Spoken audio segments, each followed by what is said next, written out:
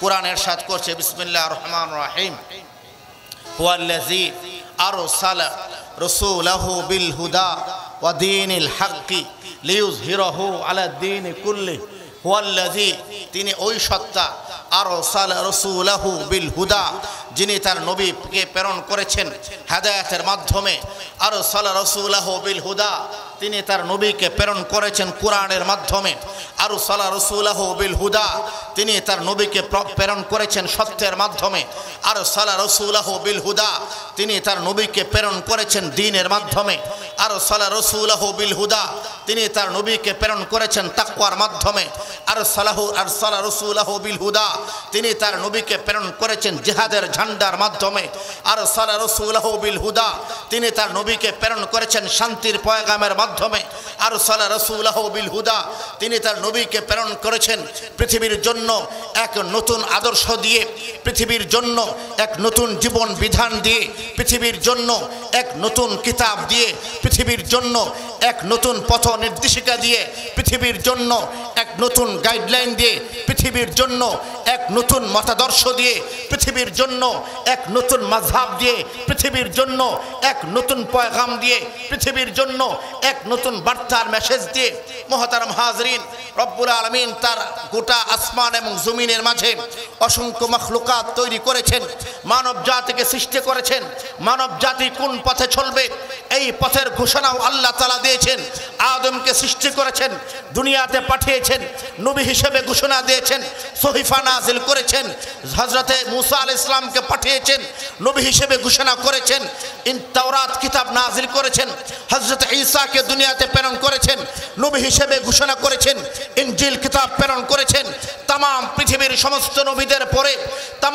পৃথিবীর 1 লক্ষ অথবা 2 লক্ষ 24,000 নবী আর পয়গম্বর প্রেরণ করেছেন 313 জন রাসূল প্রেরণ করেছেন সমস্ত নবী আসছে দিন খতম হয় নাই দিন বাকি ছিল নবীগণ এসেছেন দিন শেষ হয় নাই দিন বাকি ছিল তাওরাত এসেছে দিনের পথ চলা বাকি জাবুর এসেছে দিনের পথ চলা বাকি ইনজিল এসেছে দিনের পথ চলা বাকি রব্বুল আলামিন আজ থেকে 1430 বছর আগে রাসূল করিম সাল্লাল্লাহু আলাইহি ওয়াসাল্লামকে দুনিয়ার বুকে প্রেরণ করেছেন পথের ঘোষণা দিয়েছেন রাসূলকে নবী হিসেবে ঘোষণা দিয়েছেন রাসূল হিসেবে ঘোষণা দিয়েছেন সাইয়্যিদুল মুরসালিন হিসেবে ঘোষণা দিয়েছেন না শুধুমাত্র নবী হিসেবে ঘোষণা নয় রাসূল হিসেবে ঘোষণা নয় নবী আর রাসূল হিসেবে তার উম্মাহকে কিভাবে পথ দেখাবেন একটি কিতাব দিয়েছেন উম্মাহকে কিভাবে পথ দেখাচ্ছেন পথের নির্দেশনা দিয়েছেন উম্মাহকে কিভাবে পথ দেখিয়েছেন কিতাব দিয়েছেন রব্বুল আলামিন কোরআনে বলেছেন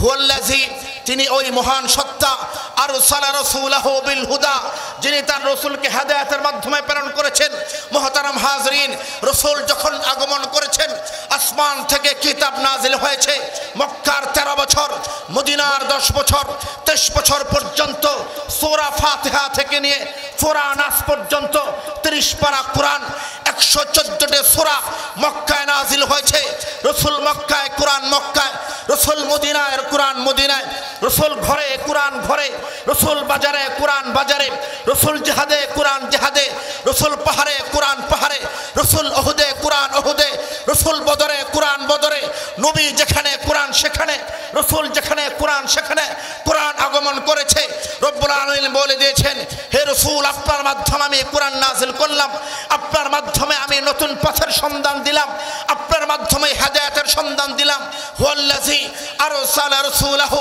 বিল হুদা ওয়া দীনিল হাক্কি লিইয়ুযহিরাহু আলাদ দীনি কুল্লি লিইয়ুযহিরাহু আলাদ দীনি কুল্লি লিইয়ুযহিরাহু আলাদ দীনি কুল্লি পৃথিবীতে মঞ্চ অনেক থাকবে তন্ত্র অনেক থাকবে সমাজবাদ থাকবে গণতন্ত্র থাকবে পুঁজিবাদ থাকবে নানান মতবাদ থাকবে আল্লাহ রাব্বুল আলামিন বলেছেন পথ একটাই থাকবে সেটা আমার দ্বীনের পথ পথ একটাই থাকবে সেটা আমার ইসলামের পথ পথ একটাই থাকবে গণতন্ত্রের পথ নয় পুঁজিতন্ত্রের পথ নয় সমাজতন্ত্রের পথ নয় একটাই মাত্র পথ থাকবে সেটা হলো খেলাফত জোরে বলেন ঠিক না ব্যাঠিক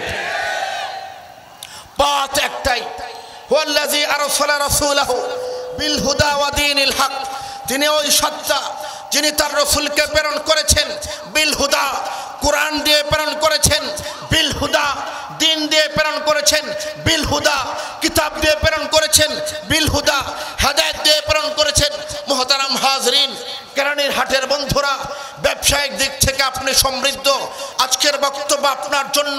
অর্থের দিক থেকে আপনি সমৃদ্ধ, আজকের বক্তব্য আপনার জন্য। সন্তানকে মাদ্রাসায় দিয়েছেন, আজকের বক্তব্য আপনার জন্য। আলেমদেরকে মহব্বত করেন, আজকের বক্তব্য আপনার জন্য। হজ আর উমরা করে এসেছেন, আজকের বক্তব্য আপনার জন্য। আরসালা রাসূলাহু বিল হুদা, আল্লাহ তাআলা তার রাসূলকে প্রেরণ করেছেন হেদায়েতের মাধ্যমে। আল্লাহ তাআলা তার রাসূলকে প্রেরণ করেছেন কোরআনের মাধ্যমে। পৃথিবীতে ভবিষ্যতের পথ দেখাবে একটাই কিতাব, জান্নাতের পথ দেখাবে একটাই কিতাব। কোন নেতা কি বলে এটা মূল কথা নয়, কোন দল কি বলে এটা মূল কথা নয়, কোন নেত্রী কি বলে এটা মূল কথা নয়। আমার নবী যেটা বলেন সেটাই মূল কথা। আরসালা রাসূলাহু বিল হুদা ওয়া দীনিল হক লিইয়ুযহিরাহু আলাদ দীনি কুল্লি, লিইয়ুযহিরাহু আলাদ দীনি কুল্লি, লিইয়ুযহিরাহু আলাদ দীনি কুল্লি। ইসলাম কেবলমাত্র একা পথ চলতে আগমন করে নাই, ইসলাম কেবলমাত্র একা আজান দিতে আগমন করে নাই। ইসলামের বেলালের কণ্ঠে যখন নারে তাকবীরের স্লোগান হবে, বেলালের কণ্ঠে যখন আজান উচ্চারিত হবে, বেলালের কণ্ঠে যখন আজান উচ্চারিত হবে, তখন পৃথিবীর সমস্ত আওয়াজ থেমে যাবে, একমাত্র তাকবীরের আজান বেজে উঠবে। জোরে বলেন ঠিক না ঠিক? কেন? কারণ হলো লিইয়ুযহিরাহু আলাদ দীনি কুল্লি, ইসলাম থাকবে, অন্য কোনো কিছু ইসলামের সামনে থাকতে পারবে। এটা হলো ঈমান আর আকীদা। দুর্ভাগ্যের পরিতাপের বিষয়, আমরা ইসলামকে নিয়ে গেছি মিলাদের মধ্যে। আফসোসের বিষয়, আমরা ইসলামকে নিয়ে গেছি সুন্নাত খাতনার মধ্যে। আফসোসের বিষয়, আমরা কোরআনকে নিয়ে গেছি মানুষ মারা যাওয়ার পরে খতম পড়ার মধ্যে। না মুহতারাম, মানুষ মারা যাওয়ার পরে কোরআন খতম পড়ানোর জন্য আসে নাই। মরা বঙ্গভবন পর্যন্ত শাসন করার জন্য, খেলাফতের পতাকা উড্ডীন করার জন্য কোরআনের আগমন হয়েছে। এটা কোরআনের বার্তা, এটা কোরআনের মেসেজ।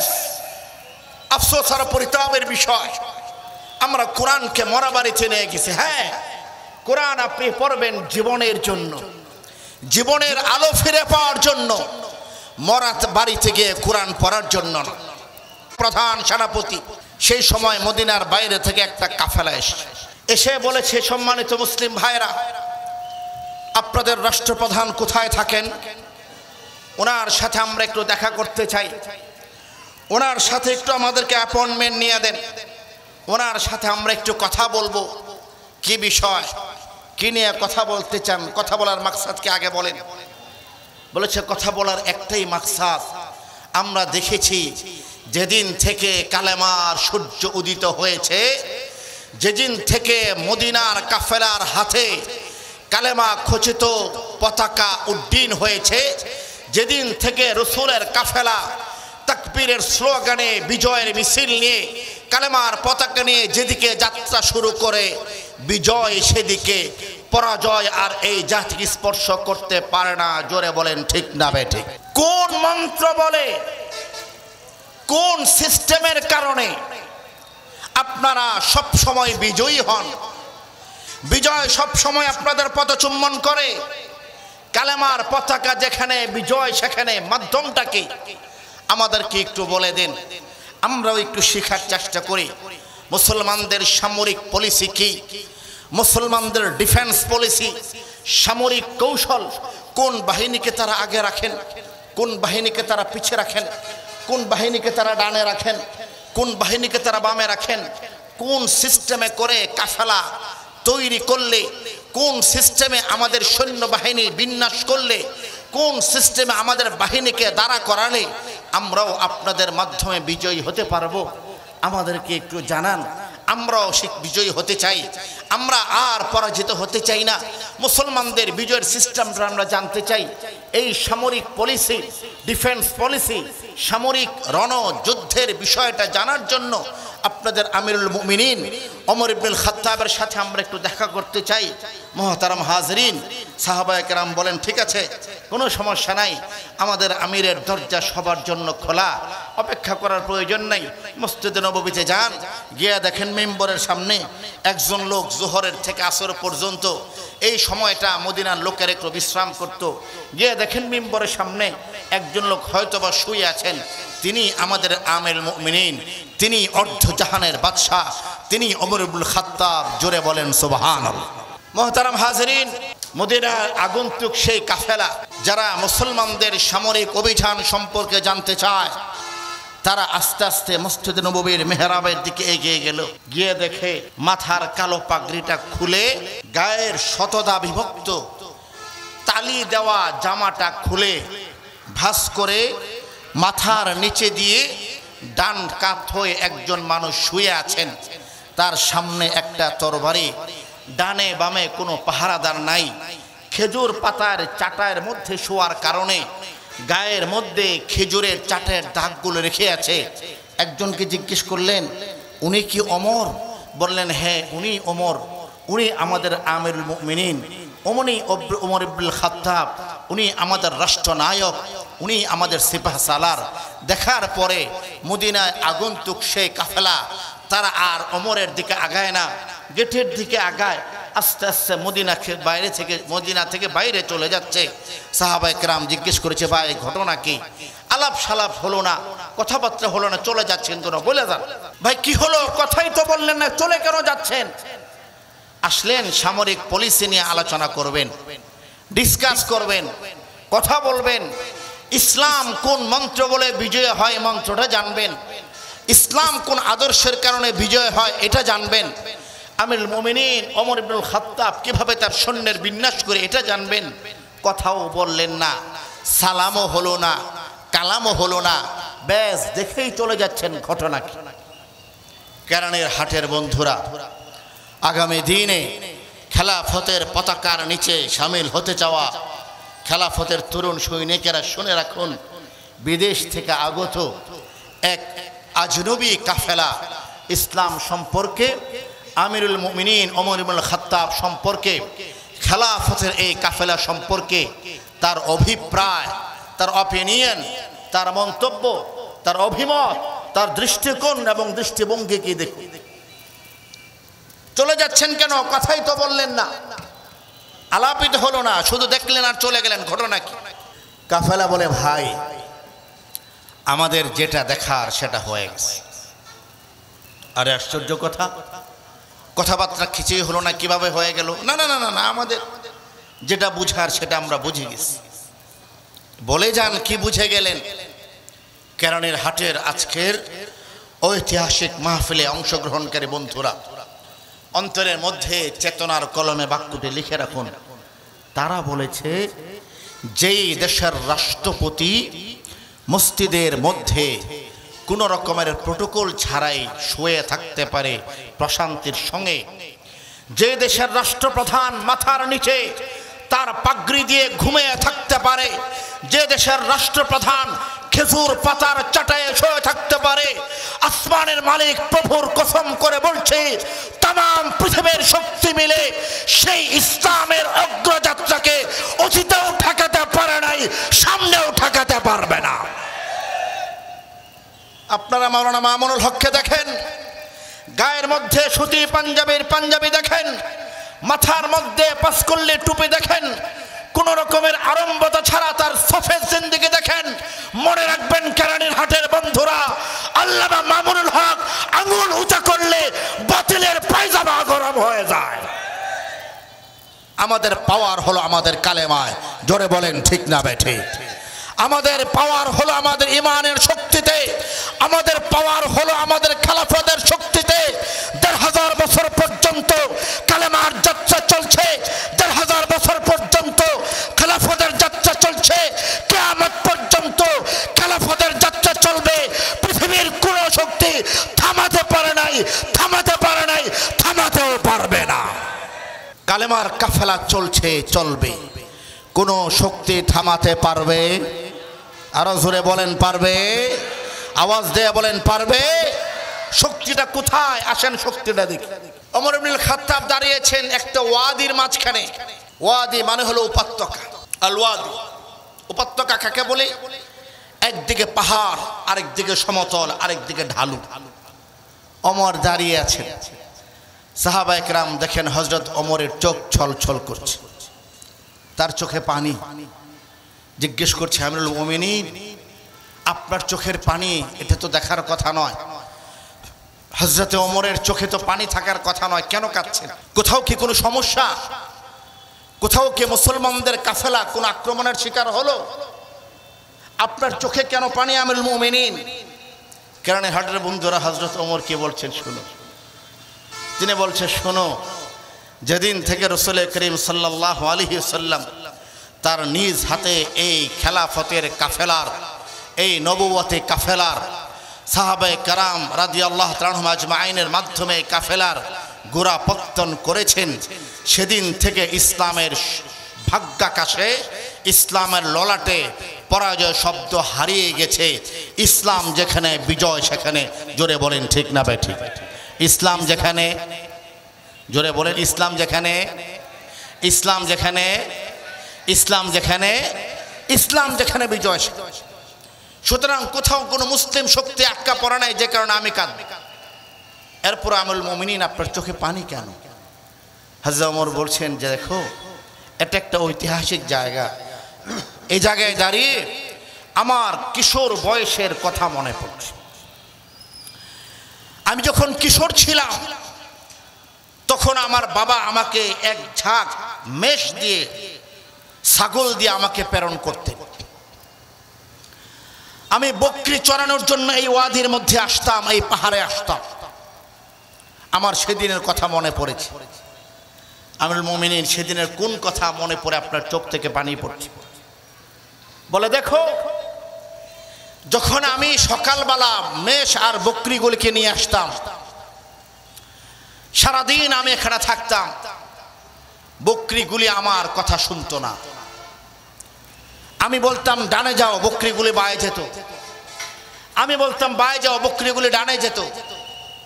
আমি চাইতাম একসঙ্গে জমিয়ে রাখার জন্য, বকরিগুলি থাকতো না, ছড়ে ছিটে যাইত। আমি চাইতাম পানি খাওয়াতে, বকরিগুলো খাইতো না, পাহাড়ে চলে যাইত। আমি সারাদিন বকরিগুলোর পিছনে থাকতাম, সারাদিন বকরিগুলির পিছনে ছুটতাম। বিকালবেলা গলদঘর্ম হয়ে ঘাম ঝরতে থাকতো। আমি নতজানু অন্তরে ফিরে যেতাম বাসায়। আমার বাবা খাত্তাব আমাকে দেখে বলতেন, ওমর, এক ঝাঁক বকরি দিলাম, এই বকরিকে তুমি, এই বকরিগুলোকেই তুমি সামলে রাখতে পারছো না, ওমর তুমি তোমার জীবনকে কিভাবে সামলে রাখবে? আমার ভাই, আমি ওমর তো এই পাহাড়ে যখন আসতাম কিশোর বয়সে, আমি আমার এক ঝাঁক মেষ পালকের কাছে, আমি আমার বকরিদের কাছে আমার কোনো যোগ্যতা প্রমাণ করতে পারতাম না। বকরিগুলিকে আমি গুছিয়ে রাখতে পারতাম না, তাদের উপরে আমি আমার নেতৃত্ব স্থাপন করতে পারতাম না। সেই দিন থেকে আজকের দিন, যেদিন থেকে আমি রাসূলের সান্নিধ্যের দ্যুতিতে আলোকিত হয়েছি, যেদিন থেকে কোরআনের সাথে আমার সম্পর্ক হয়েছে, যেদিন থেকে ইসলামের সাথে আমার তাআল্লুক হয়েছে, যেদিন থেকে ইসলামের সাথে আমার রিশতা হয়েছে, যেদিন থেকে আমার অন্তরের মধ্যে ইসলামের আলো আমি গ্রহণ করেছি, যেদিন থেকে দ্বীনের আলোতে আমি উদ্ভাসিত হয়েছি, সেদিন থেকে আজকের দিন পার্থক্য এতটা। সেদিন তো আমি ছাগলগুলিকে জড়ো করে রাখতে পারতাম না, সেদিন তো বকরি আমার কথা শুনতো না। আর আজকের দিন পার্থক্য আর তফাৎ এতটা। আজকে আমি ওমর যখন বাতাসকে কোনো ঘোষণা দেই, আল্লাহর নির্দেশে বাতাস আমার সেই স্লোগানকে সাহাবায়ে কেরামের যুদ্ধরত কাফেলার কাছে পৌঁছিয়ে দেয়। নদীতে পানি আসছে না, আমি যখন আল্লাহর নামে চিঠি লিখে নদীর কাছে চিঠি পাঠাই, নদী আল্লাহর নির্দেশে পানি বর্ষণ করা শুরু করে, পাহাড় কাঁপতে থাকে। আমি যখন আল্লাহু আকবার বলে পাহাড়ের মধ্যে থাবা দেই, পাহাড়ের মধ্যে পায়ে আঘাত করি, পাহাড়ের কম্পন থেমে যায়। আমি যখন আমার রাসূলের সামনে বসে, রাসূলের কদমের সামনে বসে, ফিরাসে বসে কোনো বিষয়ে আমি ওমর আমার ফয়সালা উপস্থাপন করি, আরো সে বসে আল্লাহ রাব্বুল আলামিন আমি ওমরের ফয়সালার উপর তার সন্তুষ্টির কথা আয়াতের মাধ্যমে জানান। ও ভাই, সেদিন আর আজকের দিন, সেদিনের ওমর আর আজকের ওমর, সেদিনের তফাৎ আর আজকের তফাৎ একটা। সেদিন আমার হাতে কোরআন ছিল না, আজকে আমার হাতে কোরআন। সেদিন আমার কাছে দিন ছিল না, আজকে আমার কাছে দিন। সেদিন আমার কাছে রসুলের পাওয়ার ছিল না, আজকে আমার কাছে রসুলের পাওয়ার। কেরানের হাটের বন্ধুরা, সাতকানিয়ার যুবক ওলামা একরাম, যতদিন পর্যন্ত কোরআন থেকে দূরে থাকবো, লাঞ্ছনা বঞ্চনা আমাদের আসবে। যেদিন থেকে কোরআনের সাথে সম্পর্ক হবে, কোরআনের সাথে নিসবত হবে, কোরআনের বন্ধনে আমাদের হৃদয়কে সঁপে দেব। এক হাতে কোরআন, আরেক হাতে স্লোগান, এক হাতে কোরআন, আরেক হাতে কালেমার নিশানা থাকবে। সেদিন হবে উম্মতে মুহাম্মদের আদর্শ কাফেলা পৃথিবীর যেদিকে থাকবে, পৃথিবীর যেদিকেই মার্চ করবে, পৃথিবীর যেদিকে মুখ করবে, সেই কাফেলার বিজয় হবে, সেই কাফেলা সফল হবে। এই বিজয় আর সফলতাকে পৃথিবীর কেউ স্তব্ধ করতে পারবে না। এটার নাম হলো পাওয়ার, এটার নাম হলো পাওয়ার। হুয়াল্লাযী আরসালা রাসূলাহু বিল হুদা ওয়া দীনিল হক লিইয়ুযহিরাহু আলাদ দীন কুল্লিহি।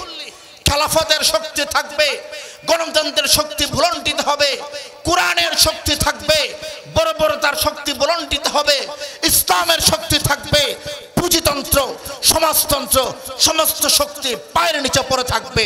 জোরে বলেন ঠিক না বেঠিক? লিইয়ুযহিরাহু আলাদ দীন কুল্লিহি, লিইয়ুযহিরাহু আলাদ দীন কুল্লিহি। কেন?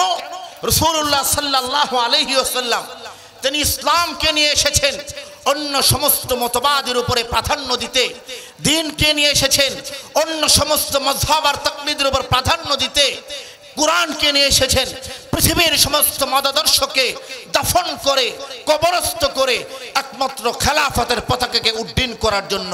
জোরে বলেন ঠিক না বেঠিক? লিইয়ুযহিরাহু আলাদ দীন কুল্লিহি। সমস্ত কিছুর মাঝে প্রাধান্য পাবে এই দিন। আফসোস আর পরিতাপের বিষয়, সেই দিনকে আমরা শুধু মনে করছি এটা মসজিদে, দিনকে আমরা মনে করছি এটা শুক্রবার, দিনকে আমরা মনে করছি এটা জুমার দিন, দিনকে আমরা মনে করছি এটা লাইলাতুল কদর, দিনকে আমরা মনে করছি এটা শবে বরাত, দিনকে আমরা মনে করছি এটা কুলখানি, দিনকে আমরা মনে করছি এটা সুন্নত খাতনা, দিনকে আমরা মনে করছি জীবনে একবার হজ, দিনকে আমরা মনে করছি জীবনে একবার উমরা, দিনকে আমরা মনে করছি বছরে 3 দিন তাবলীগ।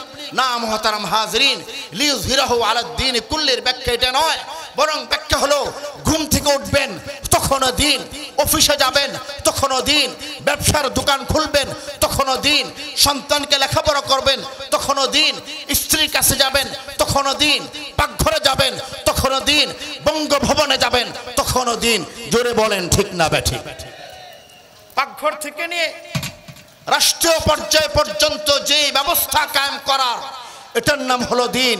রব্বুল আলামিন এটার কথাই কোরআনে বলেছেন, লিইয়ুযহিরাহু আলাদ দীন কুল্লিহি। সমস্ত কিছুর মধ্যে সমস্ত কিছু ছাপিয়ে, সমস্ত স্লোগান ছাপিয়ে, সমস্ত কণ্ঠ স্তব্ধ করে যেই কণ্ঠ উচ্চকিত হবে, সমস্ত আহ্বান ছাপিয়ে যেই আজান উচ্চকিত হবে, সেটা হলো দ্বীনের আজান। সমস্ত মতবাদ ছাপিয়ে যেই মতবাদ উচ্চকিত হবে, এটা হলো ইসলামের মতবাদ। ঠিক না বেঠিক? আমাদের ভাগ্য, আমাদের দুর্ভাগ্য, আমরা দ্বীনকে সব সময় কিছু উপলক্ষের সাথে ন্যস্ত করে ফেলছি, কিছু জিনিসের সাথে ন্যস্ত করে ফেলছি। না, দিন তো আমার গোটা হায়াতে থাকবে, আমার হায়াতকে পরিবর্তন করার জন্য দিন এসেছে। রাসূল যখন আগমন করেছেন, মক্কার মধ্যে অনেকগুলো মতবাদ। আবু জেহেল তার এক মতবাদ, আবু লাহাব তার এক মতবাদ, উতবা তার এক মতবাদ, শাইবা তার এক মতবাদ। আবু জেহেলের মতবাদ ছিল, আবু বকরের মতবাদ ছিল। জোরে বলেন ঠিক না বেঠিক? আবু জেহেল আর আবু বকরের মাঝে পার্থক্য করার জন্য দিন, আবু লাহাব উতবা শাইবার সাথে ওমর আর উসমানকে পার্থক্য করার জন্য দিন। আবু জেহেল তার সাম্রাজ্যের বিস্তার করছিল, আবু জেহেল তার দিকে মানুষকে দাওয়াত দিচ্ছিল, আবু লাহাব তার দিকে মানুষকে দাওয়াত দিচ্ছিল। রাসূলুল্লাহ সাল্লাল্লাহু আলাইহি ওয়াসাল্লাম যখন পাহাড়ের উপরে দাঁড়িয়ে জাবেল আবু কুবাইসকে পিছনে রেখে সাফা পাহাড়ের উপরে দাঁড়িয়ে আহ্বান করলেন, কুলু লা ইলাহা ইল্লাল্লাহ তুফলিহুন। হে পৃথিবীর মানুষেরা, তোমরা বলো আল্লাহ ছাড়া আর কোনো মাবুদ নেই। কুলু লা ইলাহা ইল্লাল্লাহ তুফলিহুন, তোমরা বলো আল্লাহ ছাড়া কোনো প্রভু নেই। কুলু লা ইলাহা ইল্লাল্লাহ তুফলিহুন, তোমরা বলো আল্লাহ ছাড়া কোনো উপাস্য নেই। তাহলেই তোমরা সফলকাম হবে। সেই বক্তব্যের মাধ্যমে গোটা মক্কার সমাজ দুইটা ভাগ হয়ে গেল। একটা হয়ে গেল আবু জেহেলের মতবাদের মানুষ, আরেকটা হয়ে গেল আবু বকরের মতবাদের মানুষ। কেউ কেউ কথা বলল, কেউ কেউ বলল না। আবুল হাব তো হাত উঁচু করে রসুলকে থ্রেট করলো, হাত উঁচু করে রসুলকে ধমকে দিল, মুহাম্মদ এটার জন্য আমাদেরকে আহ্বান করেছো? যেই হাতে তুমি দ্বীনের দাওয়াত দিচ্ছ তোমার হাত ধ্বংস হোক। নাউজুবিল্লাহ। আবু জেহেলের বদদুয়া, আবুল হাবের বদদুয়ায় আমার নবীর কিছু হয় নাই। আসমান থেকে আল্লাহ তাআলা কোরআনের আয়াত নাযিল করছেন, তাব্বাত ইয়াদা আবি লাহাবি ওয়া তাব মা আগনা আনহু মালুহু ওয়া মা কাসাব সায়াসলা নারুন যাতাল লাহাবি ওয়া ইমরাতু হাম্মালাতাল হাতাব ফি জিদিহা হাবলুম মিন মাসাদ। পৃথিবীর মানুষেরা জেনে রাখো, যে হাত আলেমদের দিকে উঠে সেই হাত ধ্বংস হয়, যে হাত কোরআনের বিরুদ্ধে উঠে সে হাত ধ্বংস হয়, যে হাত আলেমদের হাতে হাত করা পড়ায় সে হাত ধ্বংস হয়, সেই হাত অভিশপ্ত। জোরে বলেন ঠিক না বেঠে? না, আবুল আহাবের হাত ধ্বংস হয়েছে। নবী মুহাম্মদের আঙুল উঁচা করেছিলেন যুগের পর যুগ ধরে। আজকে পর্যন্ত উলামায়ে উম্মত, উলামায়ে ইসলাম আঙুল উঁচা করে দ্বীনের পক্ষে কথা বলে যাচ্ছেন। কিয়ামত পর্যন্ত কথা বলবেন, তাদের হাত নিচু হবে না। বাতিল আর তাগুতের হাত ভেঙে টুকরো টুকরো হয়ে যাবে। জোরে বলেন ঠিক না বেঠে? দ্বীন থাকবে কি থাকবে না? জোরে বলেন, জোরে বলেন। দ্বীন যেখানে বিজয়, দ্বীন যেখানে সফলতা, কোরআন যেখানে বিজয়, কোরআন যেখানে সফলতা, খেলাফত যেখানে বিজয়, খেলাফত যেখানে সফলতা। মুহতারাম হাজিরিন, খেলাফত তো তার পথেই চলবে, দ্বীন তো তার পথেই চলবে, কোরআন তো তার পথেই চলবে। আমরা কোরআনের সাথে আছি না নাই? আওয়াজ দিয়ে বলেন, আওয়াজ দিয়ে বলেন। মুহতারাম হাজিরিন, না, কোরআনটা তাকের মধ্যে রাখার জন্য নয়। আসছে রমজানুল করিম, রমজান আসবে আর কোরআন তাক থেকে নামাবেন, এজন্য কোরআন নয়। কোরআন থাকবে হাতের কাছে, কোরআন থাকবে বুকের কাছে, কোরআন থাকবে জীবনের কাছে। সকাল থেকে নিয়ে রাত পর্যন্ত জীবন যাপন কিভাবে হবে এই শিক্ষা কোরআন থেকে গ্রহণ করবেন। সকাল থেকে নিয়ে রাত পর্যন্ত দিন ওমান কেমন হবে এই শিক্ষা কোরআন থেকে গ্রহণ করবেন। জন্ম থেকে নিয়ে মৃত্যু পর্যন্ত জীবনের পথ কিভাবে পরিচালিত হবে এই শিক্ষাও কোরআন থেকে গ্রহণ করতে রাজি আছে না নাই? কারা কারা রাজি আছে? দুহাত তুলে আল্লাহ তাআলা কবুল করেন, বলে আমিন। কোরআনের সাথে সম্পর্ক করার তৌফিক দান করেন, দ্বীনের সাথে সম্পর্ক করার তৌফিক দান করেন। ইসলামী খেলাফতের সৈনিক হিসেবে আল্লাহ তাআলা আমাদের সবাইকে কবুল করেন। আর জোরে বলেন আমিন। ওয়া আখিরু দাওয়ানা আনিল হামদুলিল্লাহি রাব্বিল আলামিন। আজকের আলোকিত কাফেলায় আলোকোজ্জ্বল আকাবের উম্মাহ বক্তব্য রাখবেন উস্তাদ মুহতারাম আল্লামা মামুনুল হক হাফিজাহুল্লাহ। তিনি আমার শুধু বুখারীর উস্তাদ নয়, তিনি আমার হায়াতের উস্তাদ। মানুষের তালিমে মুরব্বী থাকে, তিনি আমার জিন্দেগির মুরব্বী। আমার সব কিছু হুজুর এবং তার খানদানের হাতে। আল্লাহ তাআলা আল্লামা মামুনুল হক হাফিজাহুল্লাহ তাআলার নেক ছায়ায় আমাদেরকে দ্বীনের পথে অবিচল থাকার তৌফিক দান করুন। আমিন। ওয়া আখিরু দাওয়ানা আনিল হামদুলিল্লাহি রাব্বিল আলামিন। আসসালামু আলাইকুম ওয়া রাহমাতুল্লাহি ওয়া বারাকাতুহু।